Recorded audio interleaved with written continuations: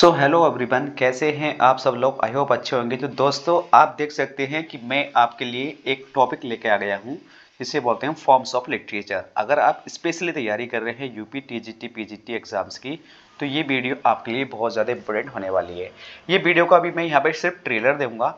Trailer समझ सकते हैं आप, ट्रेलर मूवी में क्या डिफरेंस होता है। क्योंकि देखिए, यहाँ पे जो मैं क्वेश्चंस टाइप कर रहा हूँ, कम से कम 4-5 बुक्स प्लस मेरे क्लास नोट्स, ठीक है, उनका एक कलेक्शन होगा इस वीडियो में, जिसमें लिटरेरी टर्म्स, लिटरेरी फॉर्म्स जितने भी होंगी, ठीक है, फॉर्म्स ऑफ लिटरेचर, जो इंपोर्टेंट क्वेश्चंस हैं, जो सारे पिछले साल के पूछे गए क्वेश्चन सारे इंक्लूड करूंगा। और जो जहां तक उम्मीद होगी कि अगले तरह ये इस तरीके के क्वेश्चन पूछे जा सकते हैं एग्जाम में, वो सारे क्वेश्चन मैं इसमें इंक्लूड करके आपको देने वाला हूँ। लेकिन ये एक वीडियो होगी, अपने आप में एक मैराथन होगी, इस बात का ध्यान रखना है। क्योंकि इसमें क्वेश्चंस मैं टाइप करूंगा कम से कम 400-500 के आसपास में क्वेश्चंस, तो इससे बाहर कुछ भी ना जाए। मैं ये सोच के कंटेंट को टाइप करूंगा, चाहे मुझे टाइम लग जाए, एक लॉन्ग वीडियो बने या मैराथन कितनी भी घंटे की हो, कि इस वीडियो को जो भी देख ले कि क्वेश्चन आपका उससे बाहर नहीं जाना चाहिए। अगर फॉर्म्स ऑफ लिटरेचर से कोई क्वेश्चन आता है, क्वेश्चंस आता नहीं मतलब बहुत सारे क्वेश्चंस आते हैं, ये आप जानते हैं। अगर आप यूपी टीजीटी पीजीटी या डीएसएसबी या एलटी ग्रेड, मतलब जिसमें फॉर्म्स ऑफ लिटरेचर पूछी जाती हैं, ठीक है। तो अभी मैं छोटा सा ट्रेलर दे रहा हूं, क्योंकि मैंने देखिए इस वीडियो को बनाने का पर्पज क्या है।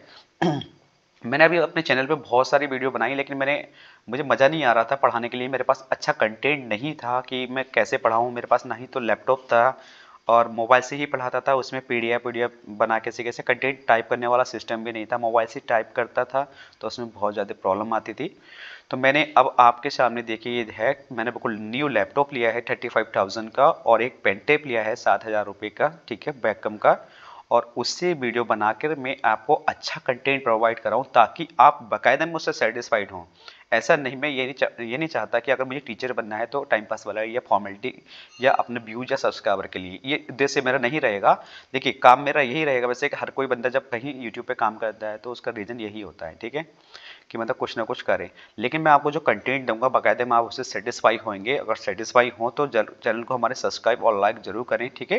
तो चलो बिना देरी किए स्टार्ट करते हैं। लेकिन ध्यान रखना, ये जो वीडियो है इसमें मैं अभी थोड़ा सा हिंट्स ही दूंगा, और ये एक अपने आप में मैराथन तैयार में कर रहा हूँ। ओके, देखिए अब मैं क्वेश्चन दिखाता हूँ, एक लेवल के क्वेश्चन में किस तरीके के क्वेश्चन इसमें ऐड कर रहा हूँ। तो क्वेश्चन है सबसे पहला, iambic pentameter implies which of the following. Questions बहुत है, लेकिन मैं 24 से स्टार्ट कर रहा हूँ, ठीक है। तो आपको कुछ समय के बाद इसमें 500 क्वेश्चन ऐड हो जाएंगे, तो ये वीडियो मिल जाएगी देखने के लिए हमारे चैनल पर। तो पूछा गया कि आयम्बिक पेंटामीटर क्या होता है, ये पूछा गया है क्वेश्चन है टीजीटी में भी पीजीटी में भी, ठीक है। देखिए, आयम्बिक पेंटामीटर वो होता है जिसमें 5 सिलेबल्स होते हैं, और वो एक ऐसे पैटर्न में लिखे हुए होते हैं। जो पहला पैटर्न होता है हमारा क्या होता है, अनस्ट्रेस होता है, फिर एक स्ट्रेस होता है, ठीक है। तो देखिए, ये जो ऑप्शन नंबर हमारे आपके सामने देख रहे होंगे, यानी कि सी है, डी और सी तो इसका ऑप्शन नहीं है। तो 5 सिलेबल्स इसमें ऑप्शन नंबर बी में भी है, 5 सिलेबस हमारे ऑप्शन नंबर ए में भी है। लेकिन मैंने आपको बताया कि पहला जो ऑप्शन मिलेगा आपको अनस्ट्रेस मिलेगा, फिर मिलेगा स्ट्रेस, ठीक है। तो आप देख रहे होंगे ऑप्शन नंबर ए में क्या है, ये पहले अनस्ट्रेस है और स्ट्रेस है।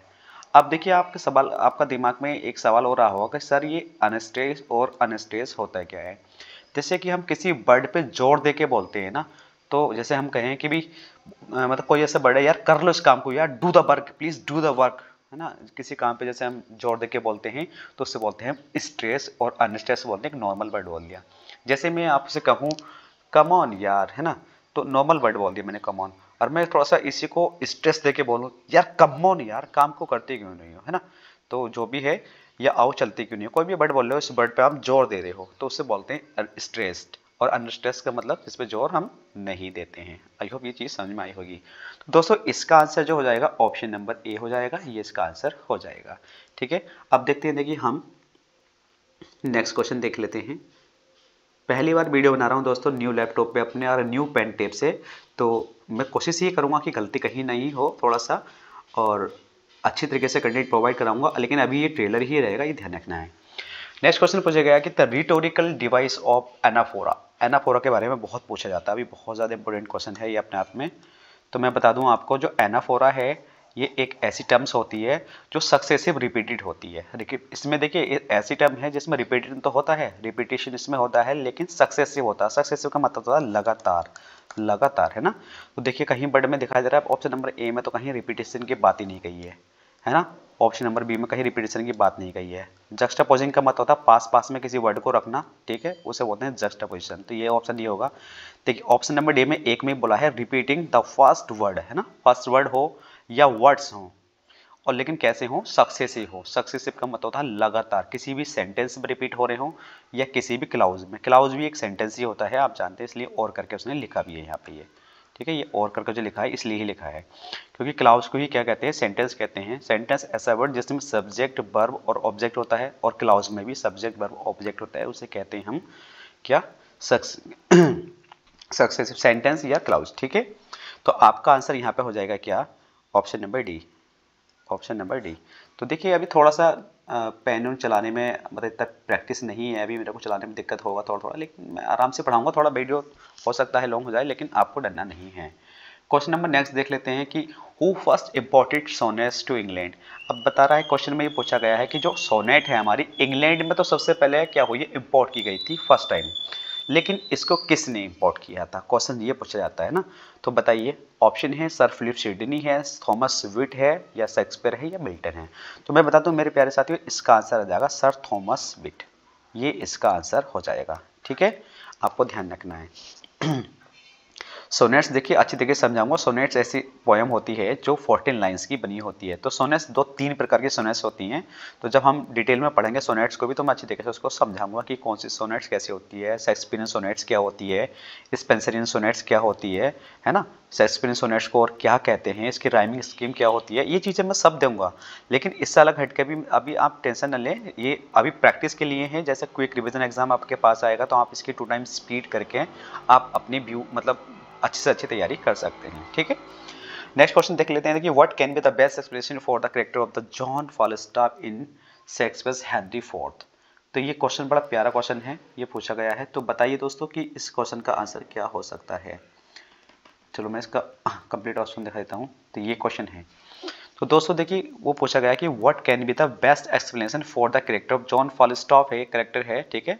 तो हेनरी फोर्थ में शेक्सपियर का एक प्ले है, हिस्ट्री है ये, ठीक है, ध्यान रखना है, हेनरी फोर्थ। तो इसमें इसका क्या रोल रहता है हेनरी फोर्थ में। तो देखिए ये कैरिकेचर इसका आंसर हो जाएगा, कैरिकेचर, ठीक है। कैरिकेचर इसका मीनिंग ध्यान नहीं आ रहा, लेकिन इसका आंसर कैरिकेचर है।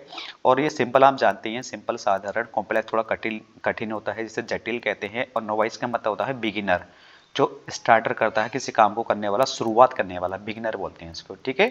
तो इसका आंसर हो जाएगा कैरिकेचर।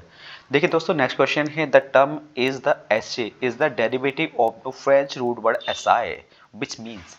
सबसे पहला क्वेश्चन तो आपका यही बन गया कि एसाए का ऐसा फ्रेंच रूट क्या है ना। सबसे पहला क्वेश्चन बन जाएगा जो एसे है आपका।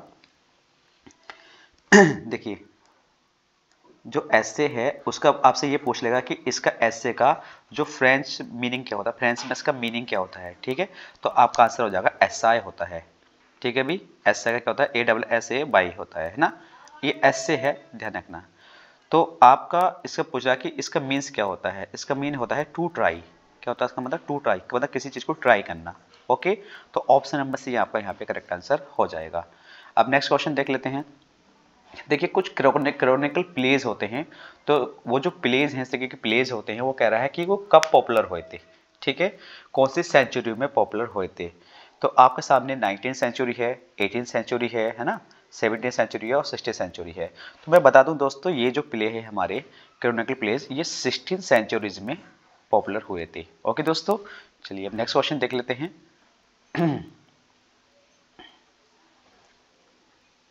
मेरे पास अभी माउस भी नहीं है, लेकिन धीरे धीरे सब हो जाएगा, ऐसे ही काम चलाना पड़ रहा है अभी।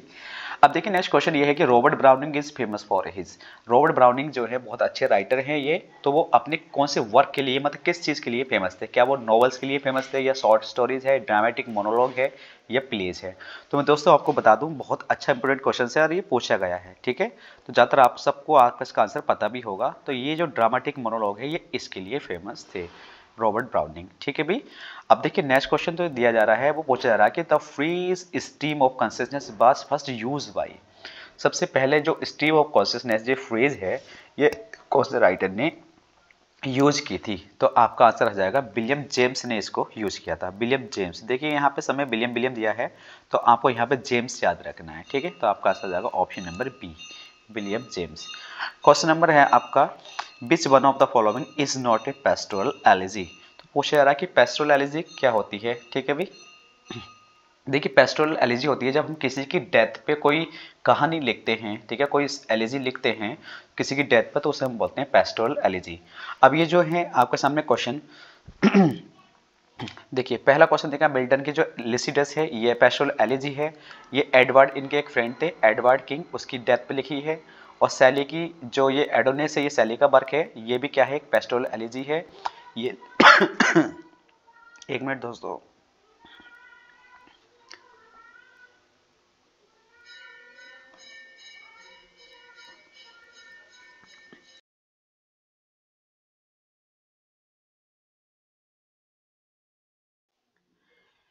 ठीक है दोस्तों। देखिए, सबसे पहले आपको ये ध्यान रखना है कि सैली का जो वर्क है एडोनिस, ये सैली का है, ये एक पेस्टोरल एलिजी है। और ये किसकी डेथ पे लिखी गई है, तो मैं आपको बता दूं। देख रहे हैं आप, आज पहली बार वीडियो शूट कर रहे हैं तो खांसी भी आज ही हो रही है ना। तो ये जो है लिखी हुई है, ये लिखी हुई है हमारी जॉन कीट्स की डेथ पर। सैली ने लिखी, जब जॉन कीट्स की डेथ हो जाती है, कीट्स की, ठीक है भाई, कीट्स की जब डेथ हो जाती है तो इसकी कीट्स की डेथ पर लिखी गई है। नेक्स्ट क्वेश्चन है हमारा, मैथ्यू अर्नोल्ड की जो थायरेसिस है, इनका एक दोस्त है एच हलाम, ठीक है, हलाम पूरा नाम याद रख लो, एच हलाम नाम है इसका, हलाम, आर्थर हेनरी हलाम, ठीक है भाई, ये इसकी डेथ पर लिखी गई है। तो अलेक्जेंडर पोप का जो एक वर्क है, ये ध्यान रखना है आपको, पोप का वर्क है, क्या नाम है इसका, the ray of the lock, तो ये इनकी पेस्टोरल एलिजी नहीं है, तो आपका आंसर यही हो जाएगा। ठीक है, क्वेश्चन में ये पूछा गया कि कौन सी पेस्टोरल एलिजी नहीं है। तो जो मैंने एक्स्ट्रा इन्फॉर्मेशन आपको दी है ना, तो उसको भी याद कर लेना है आपको। ठीक है, जैसे मैंने आपको बताया लेसिडस लिखी गई है एडवर्ड किंग की डेथ पर, मिल्टन की है। और जो सैली का एडोनिस है, ये जो कीट्स की डेथ पर लिखी गई है। और जो मैथ्यू अर्नोल्ड है, इनका एक वर्क है थायरेसिस, ये पेस्टोरल एलिजी है सारी, तो ये लिखी गई है हमारी आर्थर हेनरी हलाम की डेथ पर। ओके, लेकिन जो ऑप्शन नंबर डी है ये एलिजी नहीं है। आई होप ये चीज़ आपको बेहतर समझ में आएगी। तो दोस्तों देखते हैं नेक्स्ट क्वेश्चन। नेक्स्ट क्वेश्चन है, with this key sonnet Shakespeare unlocked his head, the words are from. बताइए, थोड़ा मैं इसको ऊपर कर रहा हूँ। तो ये पूछ रहा है कि with this key Shakespeare sonnets bracket में लिख रहा है, Shakespeare unlocked his head, the words are from, ये वर्ड्स जो है ये लिखे हैं, किसने लिखे हैं, कौन सा राइटर ऐसा है। तो मैं आपको बता दूं दोस्तों, ये जो वर्ड्स लिखे हैं हमारे विलियम वर्ड्सवर्थ ने लिखे हैं। और विलियम वर्ड्स को पता क्या कहा जाता है, एज ऑफ वर्ड्सवर्थ, या मतलब रोमांटिक एज के सबसे बड़े जो राइटर हैं वो विलियम वर्ड्सवर्थ को माना जाता है। इनका जन्म कब हुआ था बता सकता कोई मुझे, 1770 में, ठीक है, 23 अप्रैल 1770 में इनका जन्म हुआ। और 23 अप्रैल 1850 में ही इनकी डेथ हो गई है। ठीक है, ये ध्यान रखना है। नेक्स्ट क्वेश्चन है हमारे 34, फ्री वर्स। जो फ्री वर्स है ये क्या होता है, एक पोइट्री होती है, आपके सामने लिख भी रहा है, ये होती क्या है, पोइट्री, ये भी ध्यान रखना आपको। ठीक है भी, और ये किस फॉर्म में लिखी जाती है, तो ध्यान रखना है, इसका आंसर आ जाएगा ऑप्शन नंबर बी, यानी कि ये कह सकते हैं हम conforming to no regular metre, ये इसका आंसर हो जाएगा। तो दोस्तों आज की इस वीडियो में बस मैं इतना ही दे रहा हूँ, ज़्यादा नहीं, क्योंकि अभी मैं कंप्लीट वीडियो नहीं बना पा रहा हूँ। और आज वैसे भी दिन काफ़ी है, तो शोर शराबा हो रहा होगा, वीडियो में वॉइस काफ़ी आ रही होगी, तो इसलिए आज की वीडियो में इतना ही। और ये सिर्फ एक ट्रेलर रहेगा, ठीक है, तो वीडियो को देखना, फिलहाल बस वेट करना कि कम समय में, मैं बहुत कम समय में आपको कम से कम इसकी मैराथन बना के मैं आपको बहुत जल्दी दूंगा। ठीक है, क्योंकि लगभग उसमें 300-400 क्वेश्चन मुझे को ऐड करने हैं। और चैनल पे सब्सक्राइबर्स कम देख के ये मत सोचें कि चैनल पे सब्सक्राइबर्स कम हैं, मेरे 2 से 3 चैनल और चल रहे हैं जिस पे मैं वीडियो नहीं डाल पा रहा हूँ, क्योंकि वो चैनल में थोड़ी दिक्कतें आ गई हैं। तो इससे वाले इस चैनल पे मैं आपसे daily content, grammar plus vocab, सारी चीज़ें इसमें आपको मिल जाएंगी देखने के लिए। ठीक है, अभी तो हम यहाँ काम कर रहे हैं किस पर, अभी काम कर रहे हैं हम फॉर्म्स ऑफ लिटरेचर का, यानी कि लिटरेचर की प्रैक्टिस के लिए। चलिए दोस्तों, मिलते हैं नेक्स्ट वीडियो में, आज के लिए इतनी, थैंक यू एवरीवन।